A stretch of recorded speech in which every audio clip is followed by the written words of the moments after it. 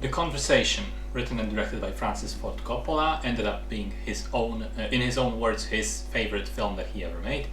Stars Gene Hackman, John Cazale, and Harrison Ford. Was nominated for 3 Oscars: Best Picture, Best Screenplay, and Best Sound, and would probably also have been nominated for Best Director, but the rules at the time stated that you couldn't be nominated in the same category more than once in the same year for different movies, and Coppola already received a nomination for The Godfather Part 2 that year. The film follows Harry Cole, a surveillance expert working in the private sector. He is a lonely, sad, awkward man, poorly dressed, looking older than he is, not having anything going in his life apart from his work which makes him a bit paranoid. He's very protective of his private space, his apartment, as well as his technical inventions that in the surveillance field that he himself builds and develops and that are apparently top of the line.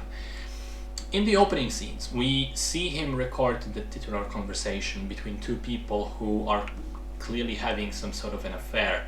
And the conversation, other than that, is seemingly innocent at first glance, but the shady behavior of the client who ordered it recorded makes Harry suspicious, and so he begins to clean up the tapes even more and listen to them over and over and over again, eventually becoming convinced that the 2 people are in danger of being murdered if he does in fact pass the tapes on to the client.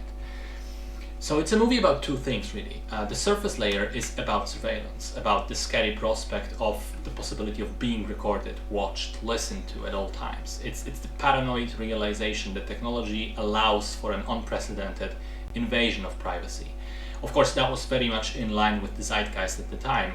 The Watergate scandal erupted the very same year, and illegal surveillance was a huge part of that. But I think with all the advances in technology since then, as well as the many scandals involving things like the NSA, the message here not only stays relevant, but I think it becomes even more relevant than it previously was, the message being the warning, of course. Secondly, though, the film is definitely about loneliness, about being cut off from the world outside, about struggling to make connections with other people. Harry is completely disconnected from any kind of social life, and it's partly explained as the guilt that he feels about his work having caused harm in the past. But I think partly also just by his basic understanding that what he's doing is so invasive, unfair, and straight up criminal, and with that there also comes the paranoia that he must protect himself at all costs so as not to sort of turn from predator into a victim of the same thing. He struggles to have connections with people, as I mentioned. He doesn't make friends easily as a result. He avoids commitment with a lover.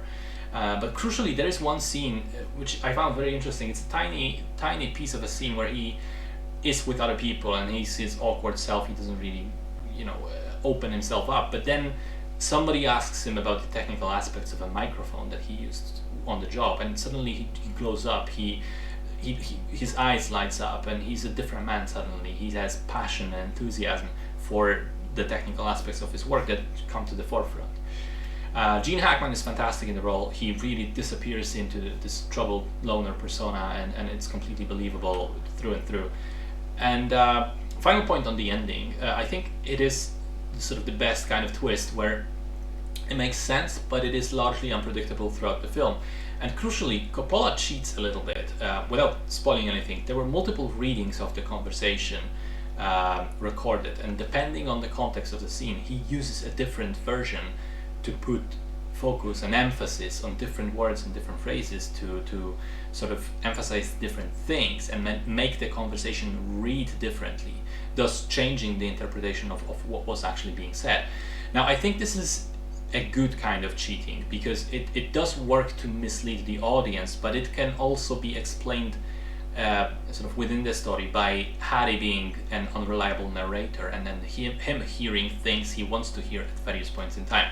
So I have no problem with it, and in fact I think it's a very creative way of using sound editing in the medium of film.